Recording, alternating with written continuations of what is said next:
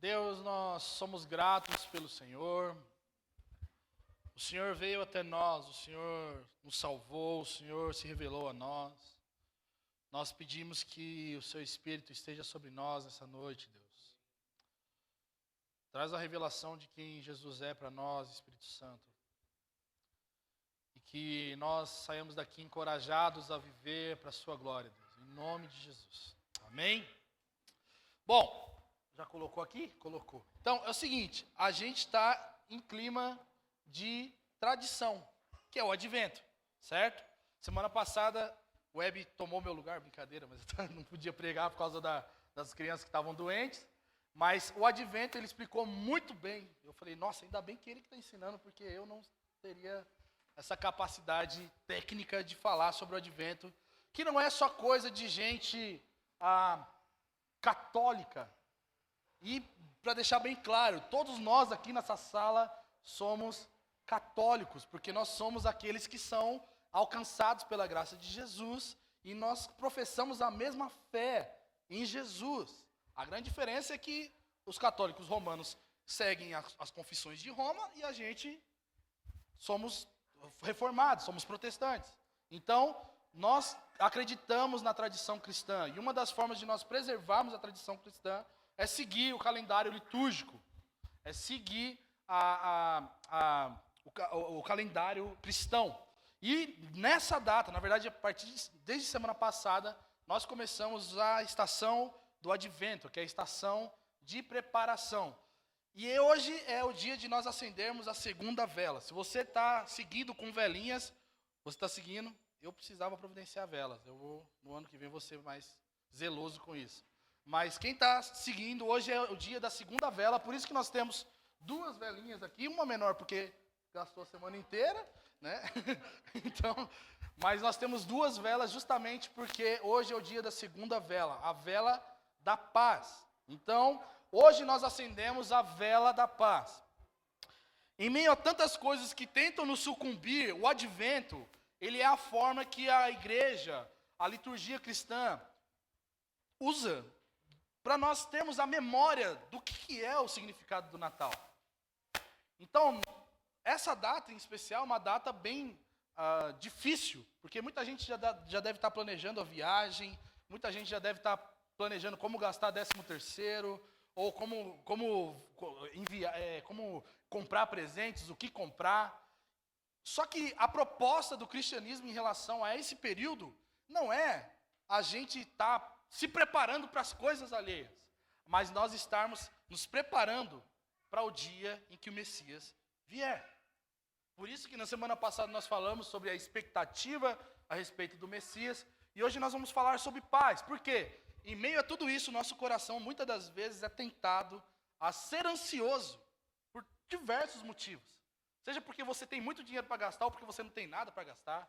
Seja porque você tem que fazer viagens longas ou porque você não vai fazer nada. O nosso coração ele é tentado a estar entorpecido de ansiedade, de desespero e por qualquer outro motivo que pode cercar a gente, as nossas motivações em relação à preparação e à expectativa do Messias vir.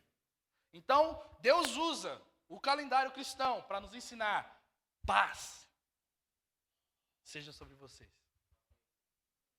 A primeira coisa que nós precisamos entender como cristãos, e eu não estou amaldiçoando quem compra presente, quem vai ver Papai Noel, não tem nada a ver com isso não. A questão é o nosso coração, em meio a tudo isso, e se você celebra ou não o Natal, eu encorajo que você celebre, porque o Natal, ele tem ganhado sentido, muito mais agora, depois que a gente tem percebido o quão importante é olhar o Natal numa perspectiva futurista e messiânica, de que uma vez ele veio, outra vez ele voltará. E aí eu quero encorajar você a não se perder. Nossa, comemore o Natal. Mas nesse meio tempo todo, lembre-se que o Natal tem um sentido de esperança, o sentido de certeza de que Jesus virá, o sentido de que os nossos corações não precisam estar perdidos, sem esperança, perdidos, cheios de ansiedade, cheios de crises, cheios de mágoas, porque, como o Web falou na semana passada, muitos de nós carregamos o peso dessa data devido à ausência, devido a perdas, devido a diversos fatores que normalmente acontecem especificamente no Natal. É alguém que falece, alguém que se perde, alguém que se separa. O nosso coração precisa ele precisa estar carregado de expectativa, de esperança na pessoa de Cristo.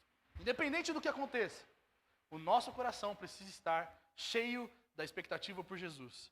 Só que quando nós somos cheios dessa esperança, mesmo com todas essas crises, nós também somos cheios da paz que excede todo entendimento. Porque Natal é justamente o anúncio do príncipe da paz vindo à terra. Eu queria que você abrisse sua Bíblia comigo em Lucas, capítulo 2. Então, em meio a tudo isso que está acontecendo, um ritmo acelerado, porque comércios vão fechar, porque as coisas talvez têm que estar prontas até o dia da ceia do Natal. O convite que nós temos para nós nessa noite é desacelerar o nosso coração ansioso a respeito desse período do ano. E nós nos voltarmos para a pessoa de Cristo e o glorificá-lo, porque a Ele é devida toda a glória nesse período. O Natal só tem sentido porque Jesus nasceu. O Natal só é Natal porque Cristo veio ao mundo. E é por isso que essa data é dele. É por isso que os nossos corações precisam estar desacelerados, porque enquanto o mundo está correndo, enquanto o mundo está perdido e não sabe para onde ir, nós temos a quem ir. Enquanto o mundo está sem esperança, nós temos esperança. E nós temos a certeza e a paz que excede todo entendimento em nós, que Ele é o príncipe da paz. Lucas 2, versículo 8 diz assim, que naquela mesma região havia pastores que estavam no campo à noite, tomando conta do rebanho. E um anjo do Senhor apareceu diante deles, e a glória do Senhor os cercou de resplendor, e ficaram com muito medo. Mas o anjo lhes disse, não temais, porque vos trago novas de grande alegria para todo o povo. É que hoje, na cidade de Davi, vos nasceu o Salvador, que é Cristo o Senhor. E este será o sinal para vós. Achareis um menino envolto em panos, deitado em uma manjedoura. Então, de repente, uma grande multidão do exército celestial apareceu junto ao anjo, louvando a Deus e dizendo, glória a Deus nas maiores alturas, e paz na terra entre os homens a quem Ele ama. Paz é o tema que nós vamos abordar nesse segundo dia de Advento, nessa segunda semana de Advento. Paz também é um tema que tem muito a nos ensinar, porque faz parte do anúncio do Messias, que Ele promoveria a paz. Faz parte das promessas, faz parte das profecias de Isaías, de que ele seria o príncipe da paz. E quando os anjos aparecem para esses pastores que estavam ali em Belém, pastoreando os seus rebanhos, eles começam cantando, glória a Deus nas alturas e paz aos homens. Então, a paz, ela é parte da mensagem do Evangelho. Porque se nós olharmos para o texto, no versículo 10, o anjo está falando que ele está trazendo boas notícias. Isso quer dizer, ele está trazendo a realidade do Evangelho para aqueles homens. E ele está dizendo que faz parte da mensagem do Evangelho a paz. Faz parte do centro da conversa do que é Evangelho, a propagação de que Cristo está trazendo paz. E nós precisamos entender que quem realmente vai promover a paz não é nós mesmos, não é um governador, um presidente, um imperador, como no caso desses pastores. Porque se você olhar para a história do Império Romano, todas as vezes que tinha essa troca, essa deposição e ascensão de um novo rei, um novo príncipe, existia aquele sentimento de que aquele príncipe seria o homem que iria promover a paz mundial. Os anjos estão dizendo que agora Deus enviou alguém. E ele não estava no palácio. Ele não estava em qualquer lugar que se encontraria os alardes de que agora nasceu um príncipe que promoveria a paz. Mas eles estavam dizendo que a promessa que Deus fez a respeito de quem iria promover paz estava se cumprindo naquele dia. E aí esses pastores ouvem tudo isso. E eles também ouvem justamente o cântico dos anjos. Glória a Deus nas alturas e paz aos homens. Porque agora, nesse exato momento, nasceu para vocês um Salvador. Nós não estamos falando de uma expectativa futurista, nós não estamos falando somente de uma expectativa de um dia que isso vai acontecer, mas que isso já aconteceu. Jesus foi provido para trazer paz aos homens. E alguns pontos que nós precisamos ter justamente de consideração a respeito disso. É que esses anjos cantando sobre isso, eles estavam afirmando a graça e o favor de Deus sobre aqueles que Ele queria derramar paz. Os pastores, normalmente, segundo historiadores, principalmente na região de Belém, esses pastores especificamente, eles possivelmente eram pastores que cuidavam dos rebanhos que eram sacrificados dentro do templo de Jerusalém. Então imagina, aqueles que estão cuidando daquilo que iria promover paz para aqueles que iriam sacrificar, recebem a notícia. Ele nasceu. E ele está vindo para trazer paz entre os homens e Deus. Imagina aquilo dentro do coração desses homens. Espera aí, então, agora, esses aqui não são mais suficientes, porque aquele bebê que você está dizendo para nós, que nasceu, que está em Belém, é o prometido, que iria ser o príncipe da paz.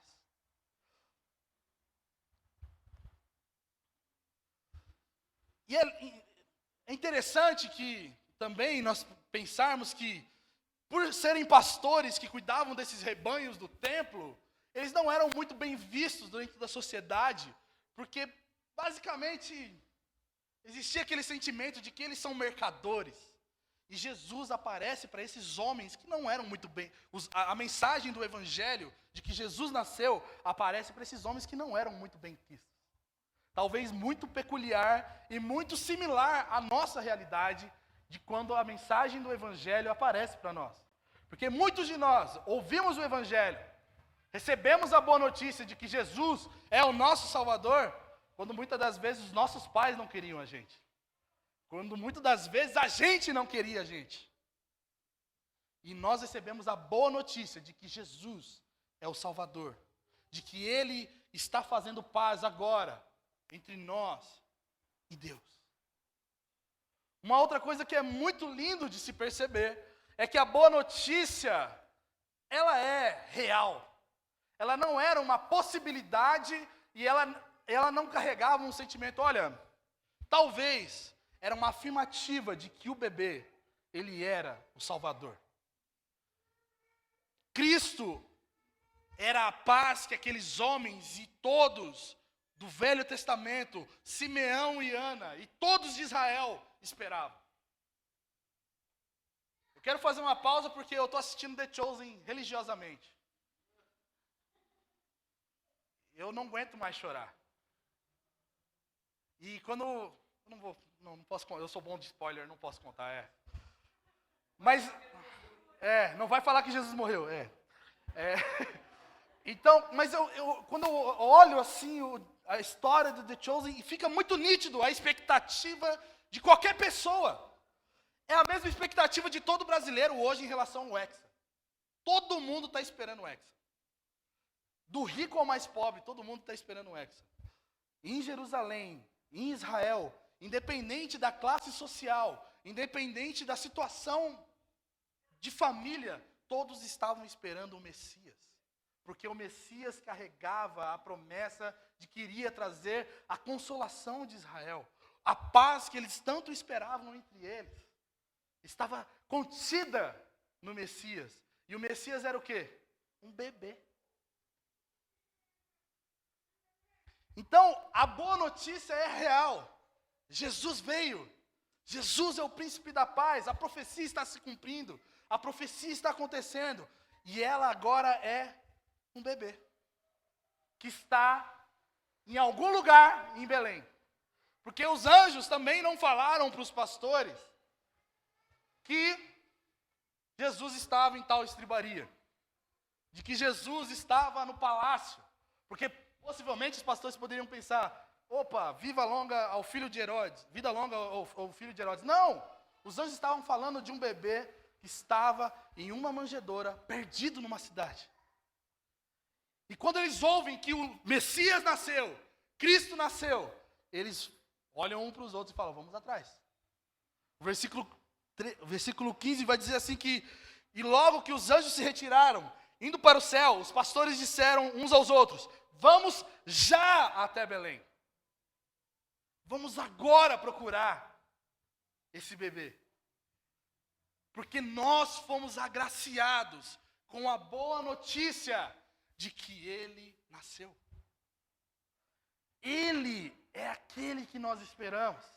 Ele é aquele que os profetas falaram. E ele vai resolver de uma vez por todas os nossos problemas de inimizade com Deus. E os nossos problemas de inimizade com a gente mesmo.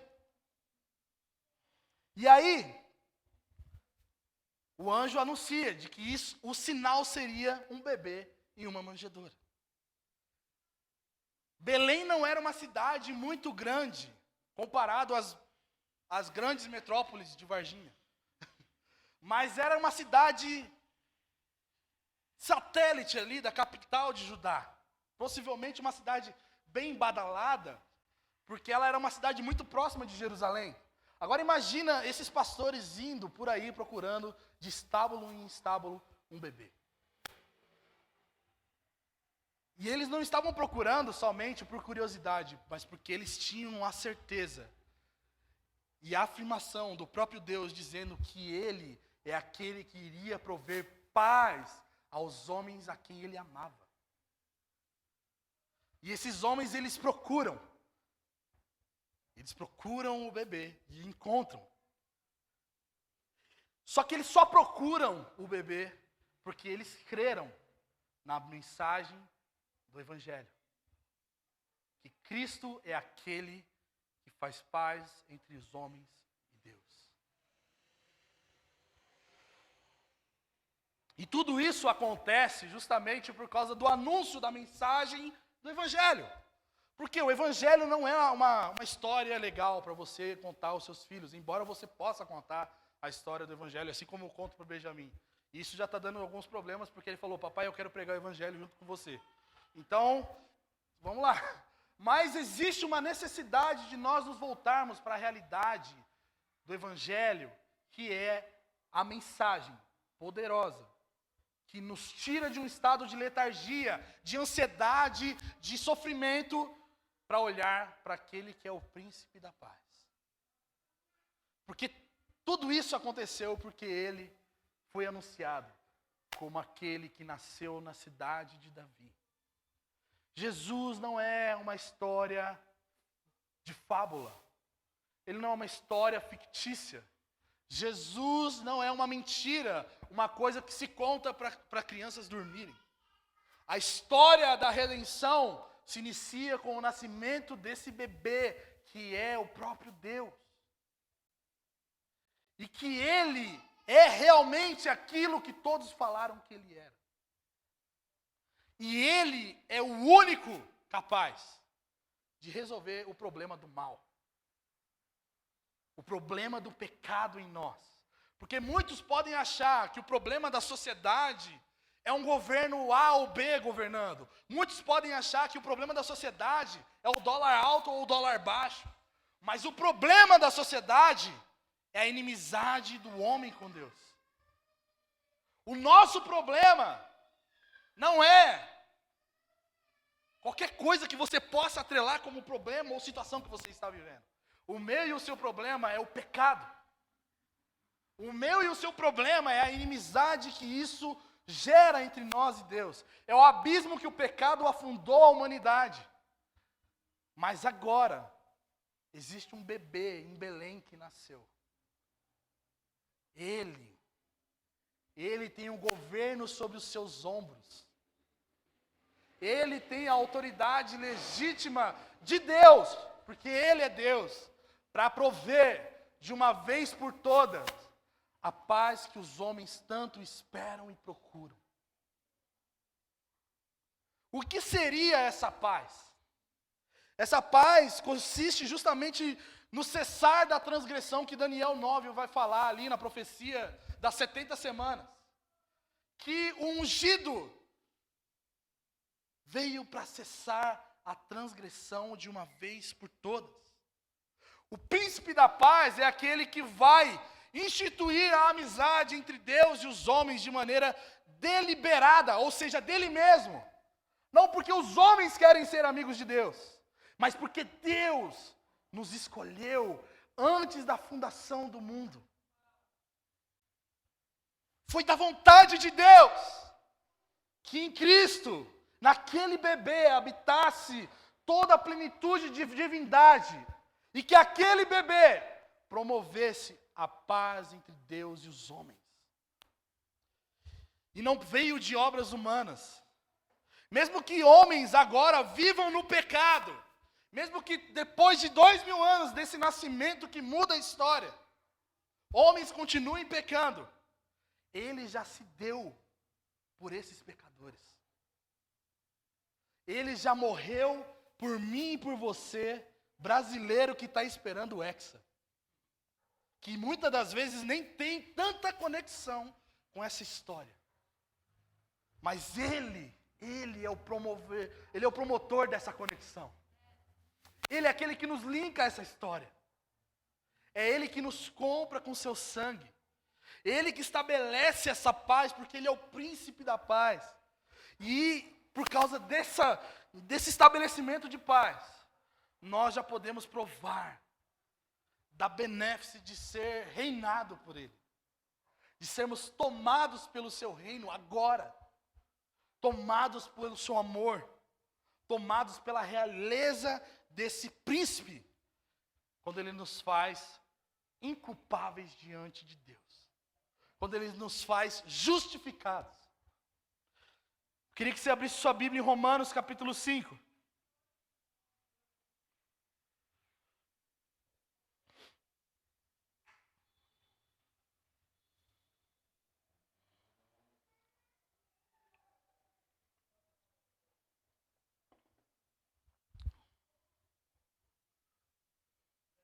Diz assim: portanto, justificados pela fé, temos paz com Deus por meio de nosso Senhor Jesus Cristo, por intermédio de quem obtivemos também acesso pela fé a esta graça, na qual estamos firmes e nos gloriamos na esperança da glória de Deus. E não somente isso, mas também nos gloriamos nas tribulações, sabendo que a tribulação produz perseverança, e a perseverança a aprovação, e a aprovação a esperança. E a esperança não causa decepção, visto que o amor de Deus foi derramado em nosso coração pelo Espírito Santo que nos foi dado. Ora, quando ainda éramos fracos, Cristo morreu pelos ímpios no tempo adequado. Porque dificilmente haverá quem morra por um justo, pois talvez alguém até ouse morrer por quem faz bem. Mas Deus, Ele prova o seu amor para conosco, ao ter Cristo morrido por nós, quando ainda éramos pecadores. Assim, agora justificados pelo seu sangue, muito mais ainda seremos por Ele salvos da ira.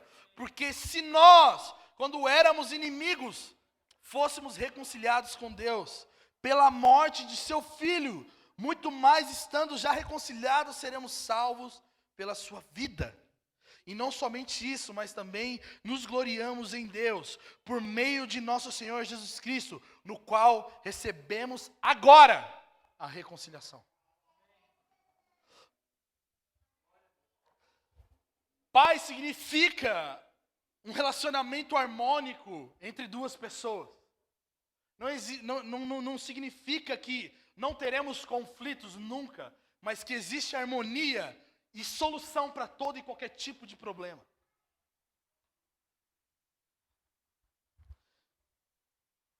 E vai muito além de tranquilidade individual. Vai muito além de ter uma casa no campo ou uma casinha de sapé.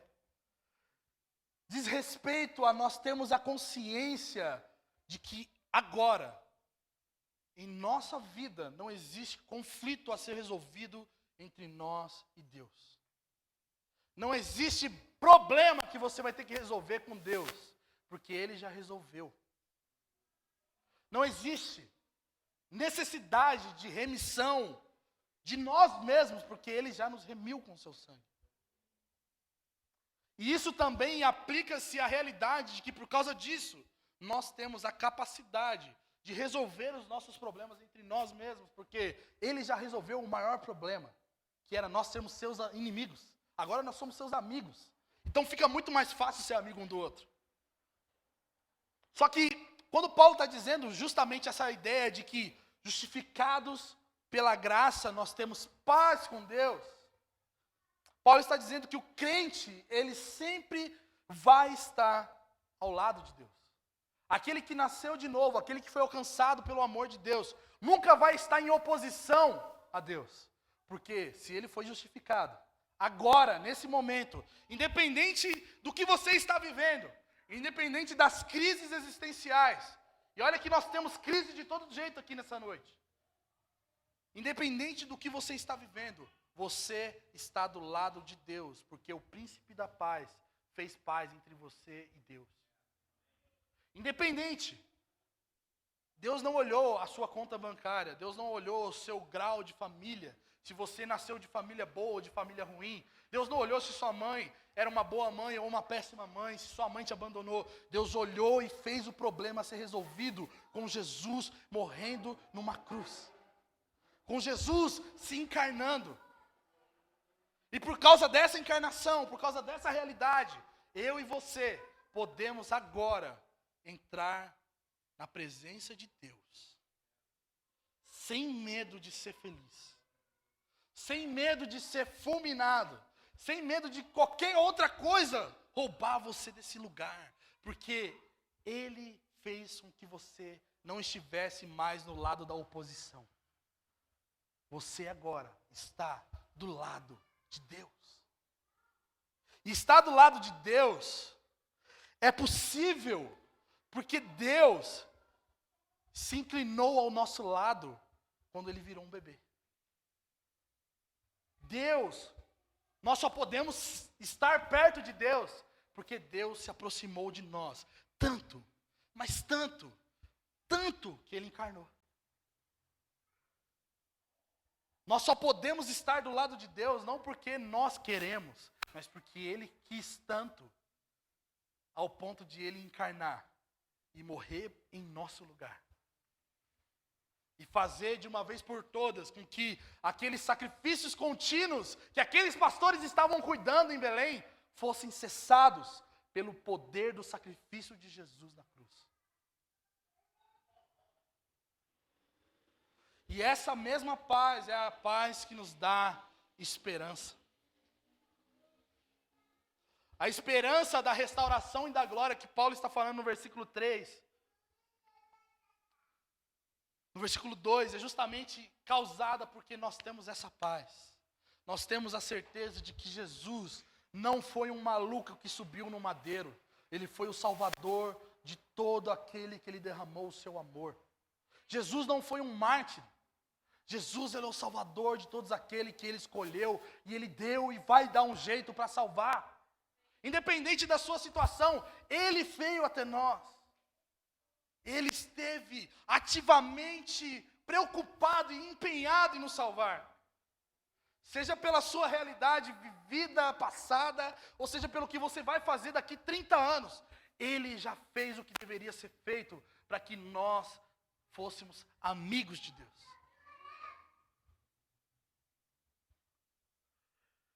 Só que aí, o que a gente explica então? Os problemas que nós vivemos. As crises, os problemas de ansiedade, as depressões,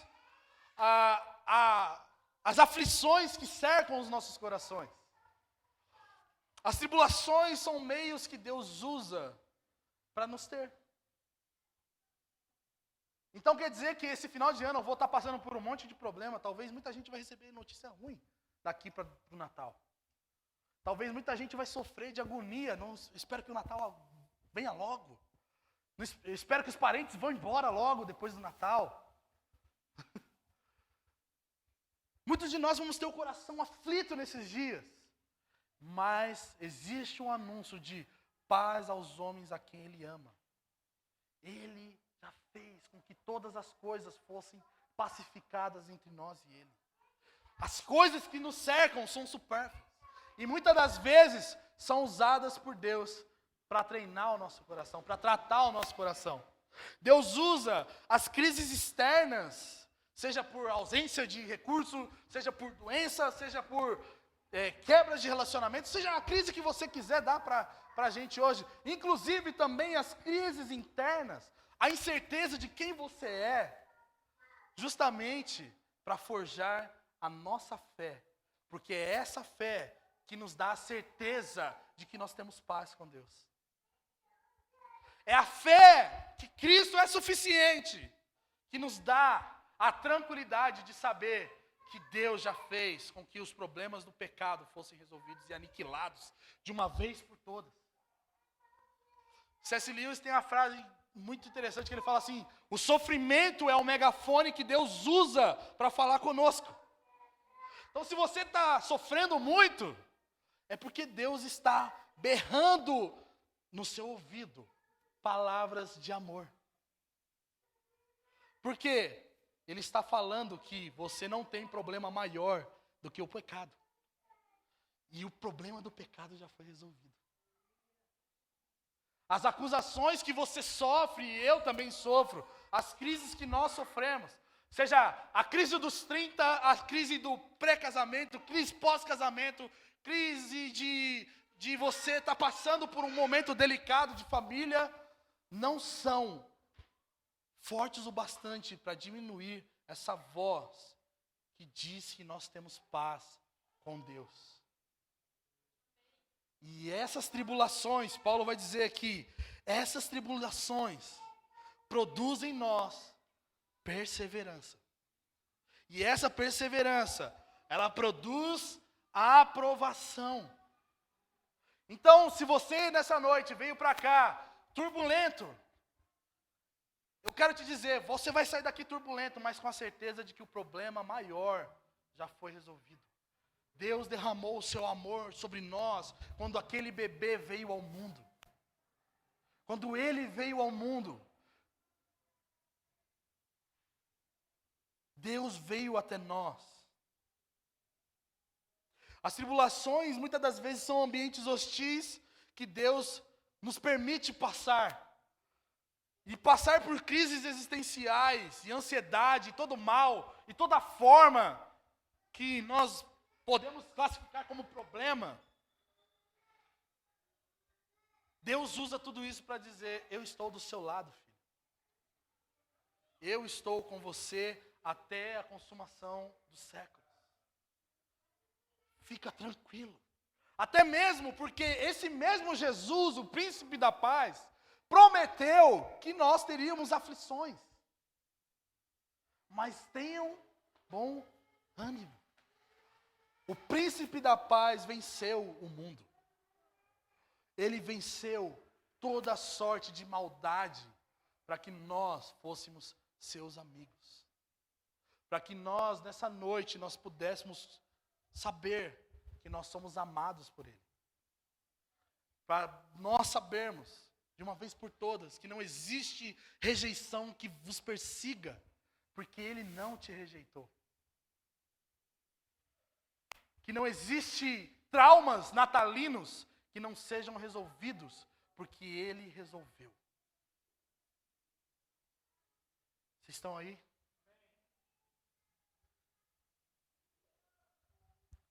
E como que nós sabemos que Ele está ativamente pacificando todo o caos? Porque uma coisa é verdade, os pastores louvaram, Ele é o Messias. Mas depois desse período, muito tempo se passou. E a nossa realidade nem sempre é a realidade daqueles homens que viram o bebê Jesus. Não é a mesma realidade que talvez Simeão e Ana que pegaram o bebê no colo. Como que nós sabemos que Deus está sendo o agente de paz? A primeira coisa que nós sabemos é que o Espírito Santo, que está vivo em nós, é a maior garantia de que toda crise é passageira. E de que as tribulações só estão deixando a gente mais fortalecidos. E as tribulações também servem para deixar mais evidente o amor de Deus por nós. Sabe, eu não sei vocês, mas nesses dias têm sido dias difíceis. Mas difíceis assim, elevado à potência de 10, de 20, de 1000.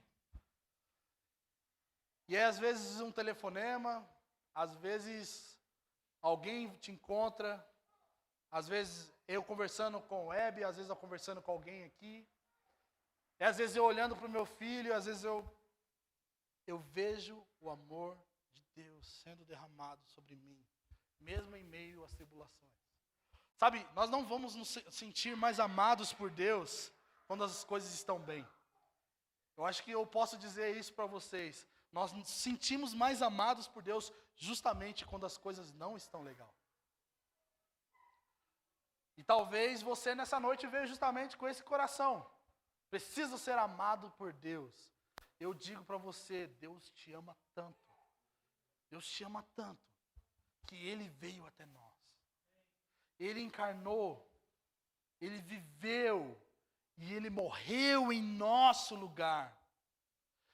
E é por causa disso que nós podemos dizer que nós temos paz com Deus. Ele envia o seu Filho para morrer em nosso lugar, pelos nossos pecados. Gente, o seu e o meu pecado foi afligido em Cristo. Cristo sentiu as dores dos nossos pecados, para que nós tivéssemos paz com Deus. Para que nós olhássemos para o Messias e falar, eis aí o Cordeiro de Deus que tira o pecado do mundo. Porque não é uma afirmação retórica, é uma realidade. Nenhum caos é maior do que o amor de Deus por nós. E se nós temos Cristo, nós podemos passar por qualquer tipo de situação difícil, por qualquer tipo de tribulação, por qualquer momento de instabilidade e até mesmo de perturbação. Mas nós sabemos que Ele nos dá a certeza de vitórias sobre tribulações. Isso não diz respeito a um triunfalismo. Isso não diz respeito à realidade de nós sairmos daqui e amanhã termos um Pix de 1 milhão na nossa conta. Eu estou precisando. Não é sobre isso. É a certeza de que, mesmo em meio às crises, nós temos a vitória sobre o pecado, porque Cristo triunfou sobre o pecado. Porque Ele é o ativo da paz. Ele está envolvido em pacificar os homens e Deus. A maior tempestade que nós poderíamos enfrentar, meus irmãos, era a ira de Deus sendo derramada sobre nós. A maior tempestade que nós poderíamos, pior momento da sua vida, seria o dia do derramamento da ira de Deus sobre você, porque você merece ser punido pelos seus pecados. Mas Cristo sofreu isso em nosso lugar. O dia mais escuro da sua vida não foi o dia em que você sentiu o abandono, a falta, o luto. O dia mais escuro da sua vida era o dia em que Cristo viveu no seu lugar. E isso não inibe as dores, eu não estou aqui sendo apático à sua realidade.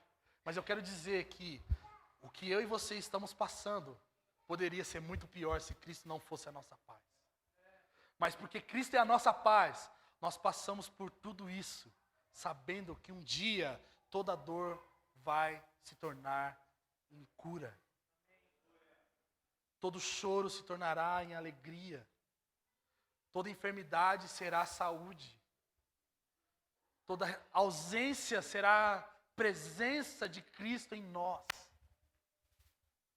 E o que eu quero dizer para você nessa noite é que, por mais difícil que as coisas estejam, por mais difíceis que as coisas se tornem nesse período, o nosso coração precisa carregar a boa notícia de que em Belém nasceu o Cristo, o príncipe da paz. E glória a Deus e paz na terra aos homens a quem Ele ama. Quem Ele ama? Eu e você. Paz a nós. Ele nos deu a sua paz. Ele nos deu a sua paz. E isso é amor. Isso é amor. Estar diante de Deus, ir até a presença de Deus, ser chamado por Deus para ir à sua presença, é justamente você ir diante de um trono de realeza. E aí você pode fazer a sua equiparação a qualquer tipo de filme ou série de tempos medievais em que alguém chegava e dizia: Majestade, vos apresento senhora Rosângela, a justa.